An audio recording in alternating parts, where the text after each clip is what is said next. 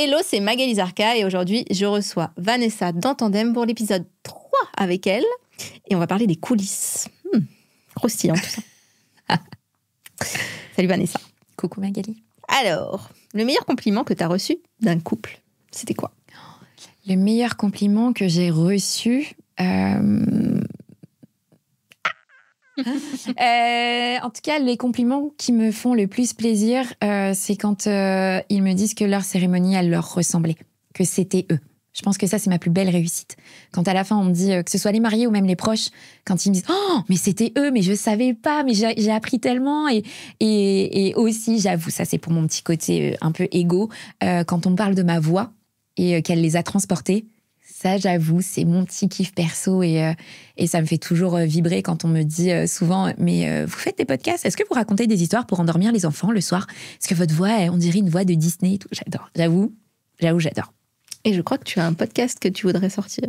Oh. Tu m'as lancé la perche. J'avoue, je savais. Effectivement, ça serait un rêve de lancer un podcast. Et plus qu'un rêve, j'aimerais vraiment le concrétiser. Après, je trouve que de réaliser un podcast, c'est très bien, mais qui a un vrai sens. Moi, j'aime bien les choses qui ont du sens et de trouver vraiment ce que je pourrais partager au-delà de ma voix, parce qu'effectivement, je sais que quand je raconte des histoires, ça fonctionne. Et c'est vrai que j'avais eu l'idée potentiellement de raconter des histoires d'amour, mais des vraies histoires, en fait, que les gens puissent me partager. Après quelques questions, voilà, que je puisse, en fait, écrire quelques lignes sur leur histoire et de les partager. Tu vois. C'est trop bien. Pourquoi tu l'as pas déjà lancé, ça? C'est vrai. Oui, je sais, Magali, je vais... Mais non, mais... Quand on en a parlé rapidement juste avant l'épisode, tu me disais, je sais pas sur quoi, etc. Mais en fait, tu sais... Ouais, ça c'est une idée, mais je me dis, est-ce que ça, c'est toujours enfin, tu sais, c'est toujours ça. On se dit, est-ce que ça va plaire, est-ce que ça va donner envie? Mais tant qu'on l'a pas fait, on ne sait pas. Oui, et puis si toi ça te plaît, et si tu le fais avec ton cœur, en fait, il y a un moment donné, ça va plaire à des gens, c'est sûr. Après, comme tu dis, si on l'a pas fait, on le sait pas. Et aussi, rien que de t'entendre le dire, ça donne envie de l'écouter. Tu vois ce que je veux dire? Ouais. Donc en fait, lance-le. Si ça marche pas, tu feras autre chose. Mais en fait, qu'est-ce que tu vas regretter?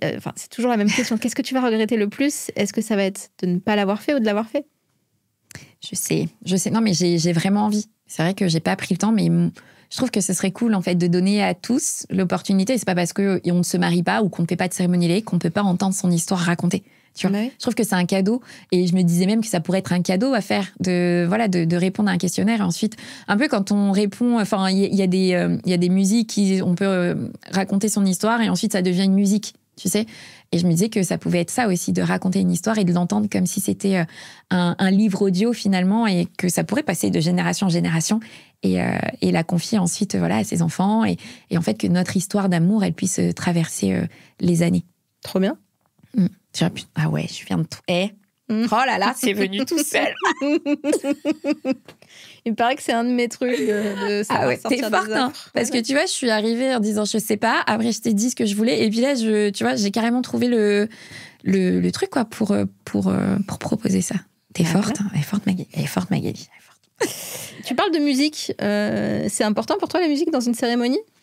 La musique est très importante pour moi dans une cérémonie. Je la mets pas partout et n'importe quand. Mais effectivement, il y a des moments qui sont importants, notamment le cortège, quand les mariés rentrent, et peu importe avec qui ils rentrent, même avec des témoins, des demoiselles d'honneur, etc. Je trouve que cette musique-là, elle est très importante. Elle lance la cérémonie. Mais moi, je vais même plus loin, c'est que même avant le début de la cérémonie, lorsque les invités, très souvent, il y a un accueil soft où ils se retrouvent avant le début de la cérémonie, je demande toujours à mes mariés de choisir 4, 5 musiques, mais qui leur ressemblent. C'est pas forcément, et je leur dis, c'est pas forcément des chansons d'amour, etc., mais des chansons qui les ont marquées, ou juste qu'ils aiment à la folie, et potentiellement, elles ont rien à voir les unes avec les autres. Et quand on les enchaîne, c'est pas, c'est pas logique, mais en fait, c'est leur musique. Et j'aime bien leur demander ça. Alors, il y en a certains qui disent non, mais une petite playlist jazz, chill.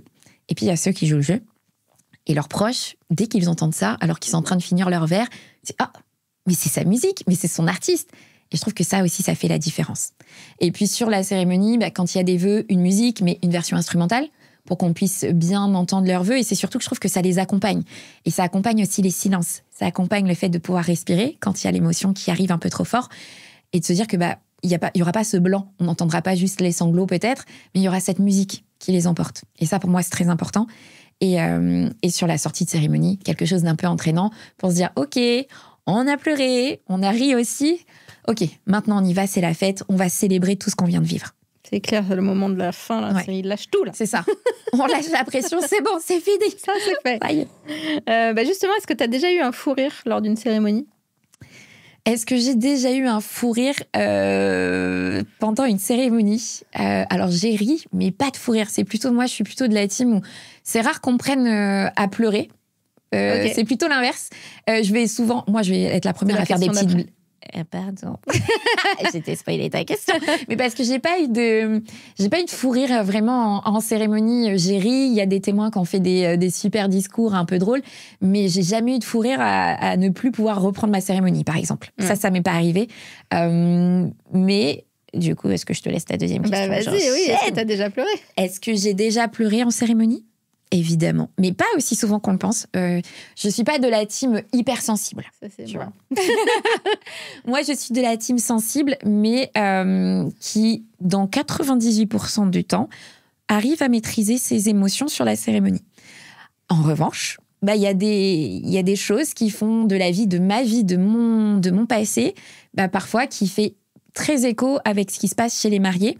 Et donc, je me laisse prendre... c'est plus fort que moi. Moi, j'ai perdu mon papa étant très jeune, j'avais 15 ans. Donc, dès qu'il y a un parent qui n'est plus là, etc., et que je vois l'autre parent en face de moi, avec beaucoup d'émotions, ça a tendance à me prendre à la gorge direct. Et c'est compliqué pour moi. Je respire. C'est le conseil que je donne à tout le monde. On respire, donc c'est ce que je fais. Et effectivement, parfois, j'ai des relations aussi avec mes mariés qui sont très fortes. Et ça m'est arrivé effectivement d'être à un moment donné dans la cérémonie, je vais leur parler moi directement. Je vais plus raconter leur histoire, mais c'est moi qui vais m'adresser à eux pour leur dire merci, pour leur dire quelques mots. Et quand on a cette relation qui est vraiment très très forte et que je vois leurs yeux, leurs grands yeux brillants me regarder, effectivement 2-3 fois j'ai été prise d'émotion. Et ça a été dur de pouvoir respirer après. Et heureusement, c'est toujours à la fin de la cérémonie. Comme ça, je sais que je peux terminer correctement. Mais ces moments-là, ils sont très forts. Mais j'ai tendance plus à être prise par l'émotion et de quelques larmes que plutôt des fous rires que moi, j'arrive à maîtriser. Est-ce que tu as déjà vu des familles se réconcilier grâce à une cérémonie ? C'est pas se réconcilier, mais en tout cas, plutôt, je pense, apaiser. Je crois que c'est ça le mot, en fait.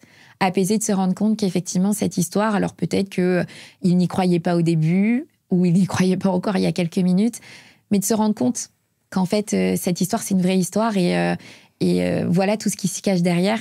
Et ils ont bien fait de s'y accrocher malgré tout ce qu'on avait pu penser d'eux. Qu'est-ce qui te fait dire, là, j'ai réussi ma mission ? Ce qui me fait dire que j'ai réussi ma mission, c'est quand...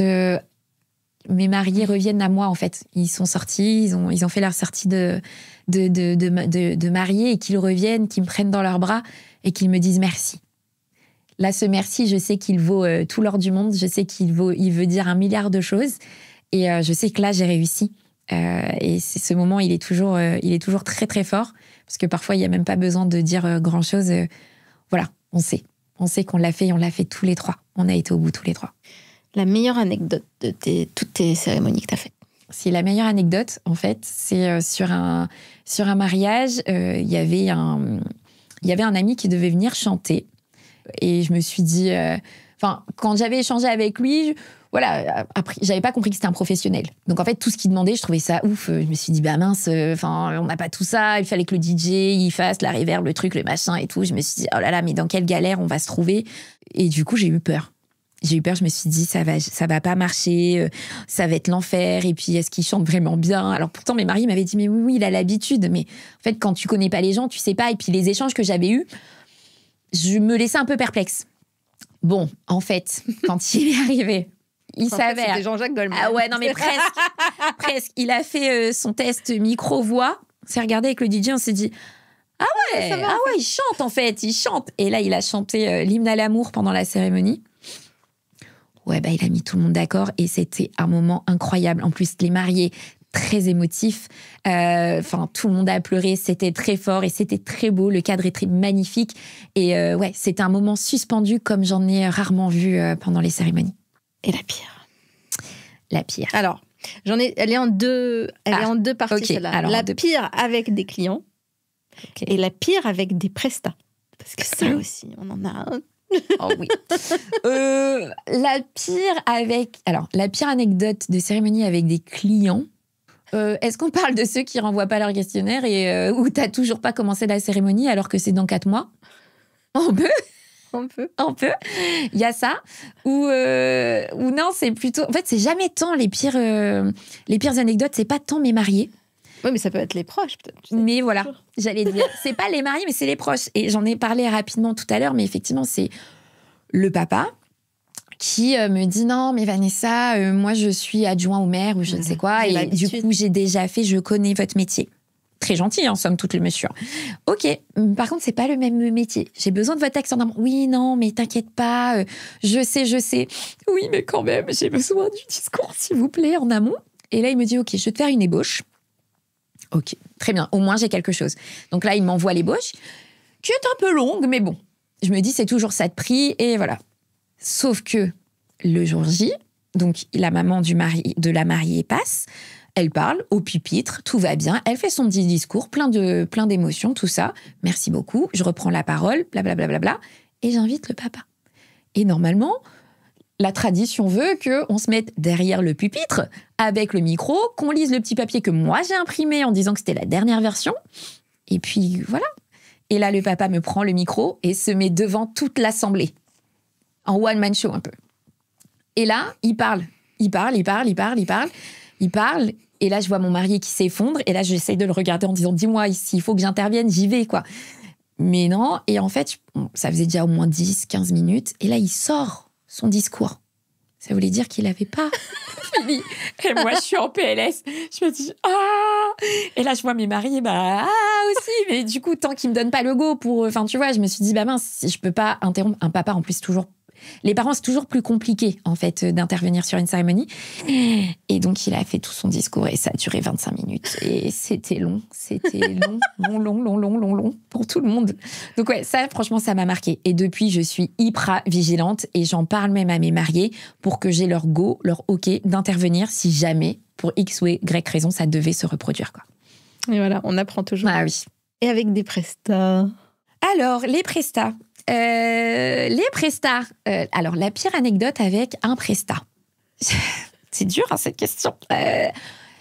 Il y a le prestataire, par exemple, photographe, que les mariés choisissent parce que potentiellement il est moins cher, mais c'est pas toujours le bon critère, et qui ne capture pas l'entrée des enfants des mariés sur la cérémonie, qui n'est jamais là au bon moment sur toute la cérémonie, et surtout le mariage. Ça, c'est compliqué. On l'aime pas. Le DJ qui s'endort pendant la cérémonie parce qu'il était en presta la veille. Tu vois, ça, on n'aime pas. Mais qui est caché derrière ses lunettes, posé, tu sais, il suit ce que je lui ai donné, tu vois. Oui. En dormant. Et là, j'attends, parce que moi, c'est très clair pour les DJ, je leur mets bien quand est-ce qu'on lance la musique. Enfin, voilà, ils peuvent pas. Enfin, j'essaye de leur faciliter au maximum. Je vois le mec, il bouge pas. Et je le connaissais pas, en plus, c'est un DJ que je connaissais pas. Je vois, il bouge pas. Donc, tant pis, je continue. Et puis, du coup, les mariés commencent leur vœu, sans musique. Et là, je me déplace, comme ça, discrètement. En crabe. Ouais, c'est ça, en crabe. Ok, c'est la musique, c'est maintenant. Ah oui, bien sûr, et tout. J'ai dit, waouh. Et il me dit, non, mais j'étais en presta hier. Ah, mais ouais, mec, mais non, en fait. J'entends qu'on peut être fatigué, pas de problème. En haute saison, il n'y a pas de... Mais on s'endort pas, en fait. J'aurais pu mal le prendre, dire ma cérémonie était nulle, mais voilà. Mais il s'est endormi. Voilà le... Mais une fois, pas deux. C'est horrible. J'adore. Qui s'occupe le plus des préparatifs de cérémonie? Soyons honnêtes. Qui s'occupe le plus des préparations de la cérémonie? Oui, c'est la mariée. C'est vrai. Mais moi, j'ai la chance d'avoir des mariés garçons très, très investis aussi. Voilà. Il y a forcément ceux qui répondent au questionnaire en mettant 3 mots. Mais qui, tu vois, quand je les rencontre en vrai, sont beaucoup plus loquaces. Je vais les chercher un petit peu, mais qui arrivent à se détendre un petit peu et à se confier. C'est vrai que c'est souvent la mariée parce que très souvent, elle me suit sur les réseaux où ça fait un petit moment qu'elle me suit et qu'elle aime mon travail et qu'elle a envie vite de tout commencer. Et effectivement, beaucoup plus réactive. Mais j'ai la chance d'avoir des mariés hommes qui s'investissent vraiment beaucoup et qui ont envie de faire bien et de créer un joli moment. On parlait des valeurs dans un épisode précédent. Est-ce que tu fais des mariages LGBTQIA+. Est-ce que je fais des mariages LGBTQIA+, pardon. J'ai pas toutes les lettres, mais oui. En tout cas, cette année, en plus, j'ai mon premier mariage avec 2 jeunes femmes. Et j'en suis très contente. J'espère, moi, c'est plutôt une pression pour moi de les accompagner au mieux, qu'elles se sentent dans une safe place avec moi. En tout cas, je fais tout pour. Et pour l'instant, on fait une jolie préparation. Et je suis très, très heureuse de les accompagner. Mais en soi, pour moi, ça change pas, en fait. Il y a rien qui change, puisque c'est la même... Enfin, voilà, c'est les mêmes questions. Je fais juste attention aux termes pour qu'elles se sentent pas... qu'il y ait pas qu'ils soient pas catalogués dans un sens ou dans un autre. Mais en soi, je crée le même espace et les mêmes rendez-vous. Moi, je veux juste qu'elles se sentent vraiment en sécurité avec moi et comme pour tous mes mariés, qu'il n'y ait aucun jugement et juste de la confiance et de la sécurité. Qu'est-ce que tu as appris sur les humains en écoutant autant d'histoires d'amour ? Ce que j'ai appris sur les humains en écoutant autant d'histoires d'amour, c'est qu'il y a autant d'histoires que d'amour, finalement. Il y a des histoires qui commencent dans des contextes qui ne sont pas forcément évidents, mais qui s'en sortent très bien. Et en fait, j'ai appris à ne pas juger, à ne pas jeter la pierre, ce que je faisais déjà, mais en fait, ça m'a appris encore plus. De ne pas juger les gens sur comment une histoire peut commencer ou comment elle se poursuit, quelles sont les étapes, les épreuves qu'ils peuvent traverser. Moi, ce qui m'importe le plus, c'est où ils en sont aujourd'hui. Et ça, pour moi, c'est très important. Et ça m'a appris qu'on peut surmonter bien des choses quand on s'aime, quand on se respecte. Surtout, on peut aller très loin. Est-ce que, comme moi, 80% de tes mariés se sont rencontrés sur une application en ligne ? Oui, j'en ai plein qui se sont rencontrés sur les applications en ligne des mariés, mais tu vois, il y en a certains, ils sont OK avec ça. Ils le partagent, enfin c'est OK pendant la cérémonie de le dire, mais j'en ai encore certains qui sont pas toujours très à l'aise avec les débuts. Ça dépend de l'appli peut-être. Ah, peut-être. Peut-être. Mais ouais, tu vois, il y a la version qu'ils ont dit à leurs proches, et du coup que je garde pour la cérémonie. Et il y a ceux qui se disent, bon, allez, maintenant c'est bon, on est au mariage, on peut avouer. Mais tu vois, il y a ce moment-là où est-ce qu'on en parle ou pas parce que c'est pas toujours... est-ce que c'est Tinder ? Est-ce que c'est adopte un mec ? Parce que j'aime beaucoup adopter un mec aussi. On n'a pas fait exprès de le mettre dans le panier.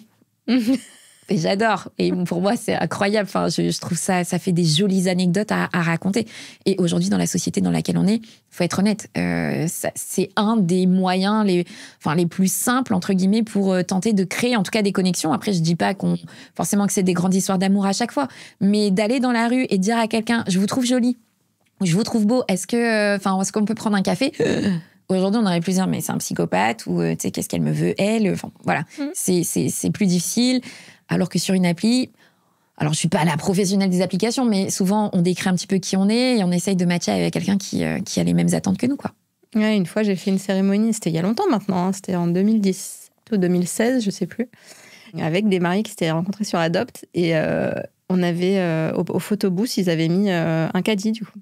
C'était très drôle. J'adore. C'était très drôle. D'aller au bout du truc, je trouve ça énorme. Si tu devais donner un seul conseil aux futurs mariés, mais pas ça passe trop vite, parce que celle-là, on l'a déjà entendue. Ah, ça serait quoi ? De choisir ses priorités. Je pense que c'est très important. Parfois, quand on se lance dans le mariage, on veut et de la déco, et tel prestataire, et ceci, et la papeterie. Et puis là, il y a une trend de tendance, je sais pas quoi, sur les réseaux. Et en fait, on sait plus, on veut un mariage bohème, rock, on est un peu perdu. Et je trouve que de choisir ses priorités, je pense que c'est ce qui est le plus important. Choisir ses priorités pour les prestataires. Quels sont les prestataires qui, pour nous, sont importants ?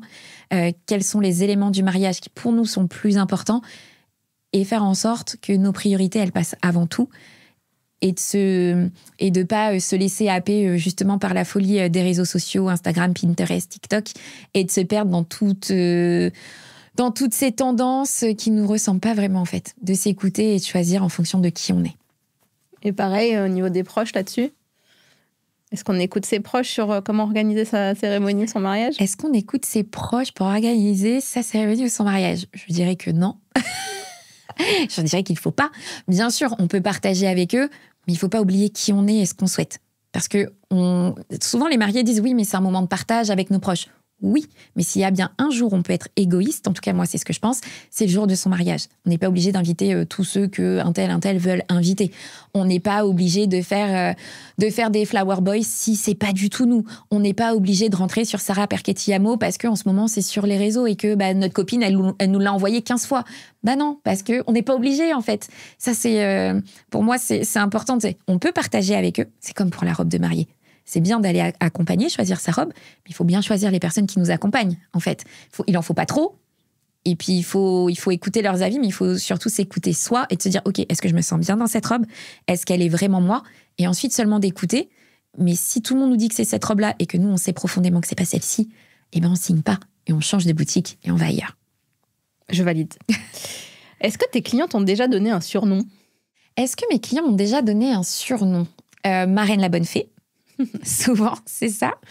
Ma petite Vanessa.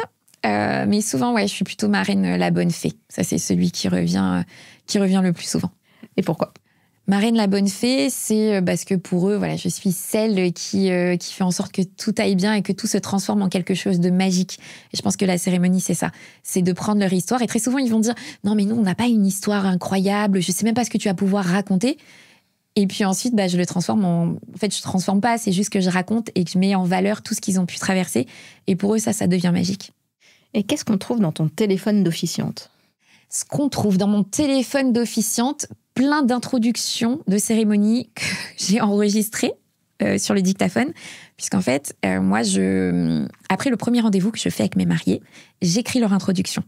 Et je leur envoie en version écrite et en version audio.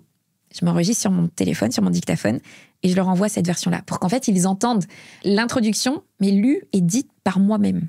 Parce qu'ils vont la lire d'une certaine façon. Et moi, en fait, je leur envoie cet audio pour qu'ils se plongent tout de suite dedans et dans l'intention que j'y mets, pour qu'ils entendent aussi ma voix en voix de conteuse de cérémonie et qu'ils se plongent complètement dans leur cérémonie. C'est génial, tu m'avais pas dit ça. Je te laisse surprise. Tu m'as dit qu'il fallait pas que je te parle avant. Ne me parle pas. Mais oui, mais tu vois, ça, c'est des choses hyper importantes dans ton expérience client. Oui, mais ça, je leur dis que, en fait, je leur dévoile au moment du premier rendez-vous. Mais après le premier rendez-vous, ils s'en rappellent pas. Enfin, tu vois, le rendez-vous découverte, je leur dis pour que ça fasse aussi cette différence potentiellement avec d'autres officiantes. Je leur dis que moi, voilà, je fais ça. Je leur fais pas lire toute la cérémonie en amont, parce que j'y arriverai pas vu que je l'écris pas 6 mois avant, clairement. Voilà. Mais c'est surtout que j'estime qu'il faut qu'ils aient de la surprise.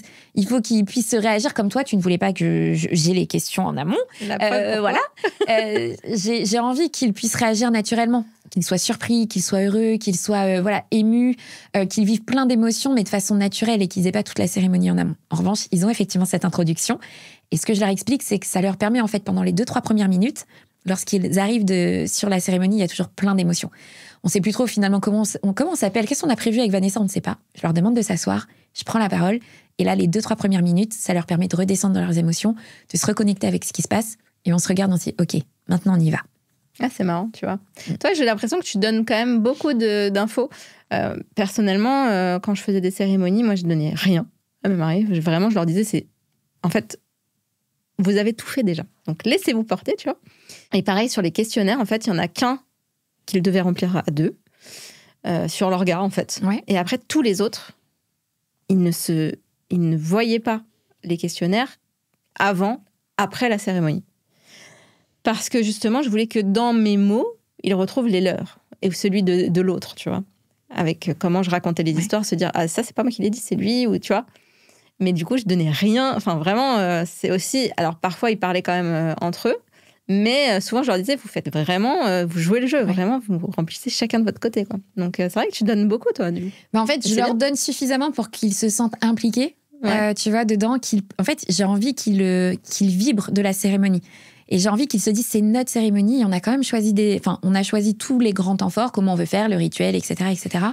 Et sur les textes, je leur donne que ça, pour leur donner envie et de dire, vous inquiétez pas. En fait, moi, j'ai envie qu'ils soient rassurés. C'est ça, parce que, encore, comme on le disait, il y en a plein qui n'ont pas encore assisté à cette cérémonie. Mais moi, je veux que mes mariés, même s'ils n'ont pas vu ce qu'était une cérémonie, ils puissent se dire, OK, on sait où Vanessa va nous emmener et après, on se laisse porter. Et quoi d'autre dans ton téléphone à part des intros alors? Plein de photos des mariés. J'en ai plus que de mes enfants, je pense. Aujourd'hui, c'est horrible. C'est horrible. Des groupes WhatsApp à foison avec les mariés, avec les proches des mariés. Et puis plein de numéros où j'ai pas de nom associé. Quand c'est les proches, j'ai plein de plus. Témoins, machin. Ouais, c'est ça. Ou plus 33,7, plus 33,6. Voilà, il y a ça beaucoup dans mon téléphone. Ok. Justement, comment tu les accompagnes, les proches des mariés, à écrire leurs textes? Est-ce que tu fais des rendez-vous avec eux? Comment ça se passe? Déjà, moi, je demande à ce que ce soit les mariés qui choisissent ceux qui vont intervenir. Je leur donne quelques conseils pour qu'il n'y ait pas non plus trop d'intervenants. Mais je trouve que c'est comme demander à quelqu'un d'être témoin de son mariage. Je trouve que c'est très important quand on choisit la personne qui va intervenir sur la cérémonie. Il faut que... c'est pas forcément qu'elle soit proche des deux. Elle peut être plus proche de l'un que de l'autre, ça c'est OK. Mais en fait, il faut qu'il y ait un vrai sens à son intervention dans la cérémonie. Sinon, toutes les interventions se ressemblaient. Je suis très contente d'être là, merci, c'est un honneur de vous parler. Je vous souhaite plein de bonheur. Voilà. Non, le but étant, je dis toujours que les proches, ils doivent être... Moi, je vais raconter l'histoire. Eux, c'est des petites fenêtres sur qui ils sont, ce qu'ils partagent, l'amour qu'ils leur portent et surtout ce qu'ils leur souhaitent. Donc, c'est comme ça. C'est mon approche, en tout cas. Et je demande à ce que ce soit donc les mariés qui choisissent. Ensuite, ils me donnent leurs coordonnées. Et moi, je les contacte. Je les contacte par mail parce que je sais que quand on appelle et que c'est un 06 qu'on ne connaît pas, moi, la première, je ne décroche pas. Donc, je leur envoie un mail complet en leur disant qui je suis, que c'est pour la cérémonie, comment la cérémonie va se passer. Et je leur donne quelques petits conseils. Voilà, en disant un discours de proche, c'est 2-3 minutes, que je leur donne une deadline aussi et que j'ai besoin de recevoir leur texte en amont, pas pour les dénaturer, mais pour pouvoir les intégrer au bon moment, surtout, et pour pouvoir maîtriser le temps complet de la cérémonie. Donc, une fois que j'envoie ce premier mail, très souvent, j'ai un mail de retour en me disant « Ok, Vanessa, bien reçu, et je reviens vers toi ». Parfois, je n'ai pas de réponse pendant plusieurs semaines et du coup, je renvoie des petits SMS, etc. Et quand c'est bon, après, je peux créer des groupes WhatsApp avec les proches quand ils sont plusieurs à parler ensemble. Et je les accompagne en fonction de leurs besoins. Il y en a qui m'écrivent tout de suite le discours, je relis et si besoin, je refais des ajustements avec eux, entre guillemets. Je leur dis, comme on disait tout à l'heure, peut-être que là, ça n'a pas fonctionné. Moi, j'ai la belle-maman qui parlait de l'ex de son fils. Non, c'était pas méchant. Donc, quand je l'ai au téléphone, elle me dit, c'était pas méchant. Alors, je l'entends que c'était pas méchant, mais par contre, de parler de l'ex, je pense que votre belle-fille, la mariée, ça marchera pas pour elle sur la cérémonie. Donc voilà, j'interviens en ce sens. Parfois, il y en a certains, ils sont perdus parce que ils ont envie de faire. Mais ils savent pas comment commencer, qu'est-ce que je dois dire, etc. Donc, je fais soit un appel, soit une visio avec eux pour échanger. Je leur pose des questions et parfois, très souvent, ça se dessine par rapport aux questions que je leur pose. Et l'écriture vient naturellement. Et je les accompagne, c'est des allers-retours entre nous jusqu'à ce qu'on puisse se dire « Ok, on touche plus à rien ». J'imprime, moi, la dernière version qui sera au pupitre. Comme ça, je m'assure qu'il n'y ait pas d'ajout, en tout cas dans la mesure du possible, et que je maîtrise tout ce qui va être dit et que je puisse introduire le discours et rebondir sur ce qui a été dit. Ouais, j'avais à peu près la même technique, sauf à la fin, j'ai ajouté une visio de groupe. D'accord. Où en fait, je leur disais, je faisais les groupes WhatsApp, on prend rendez-vous, on fait une visio tous ensemble.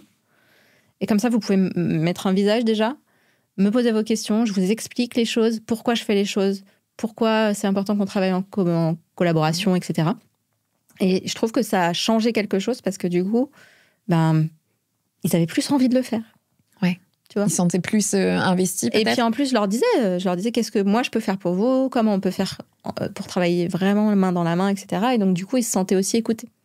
Le fait de faire cette visio globale, et parce que, pareil, il y en a plein qui se disent qu'ils n'ont pas de questions.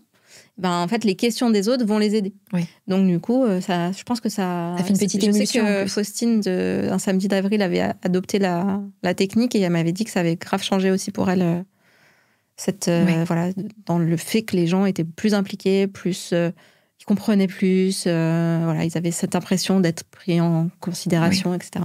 Donc,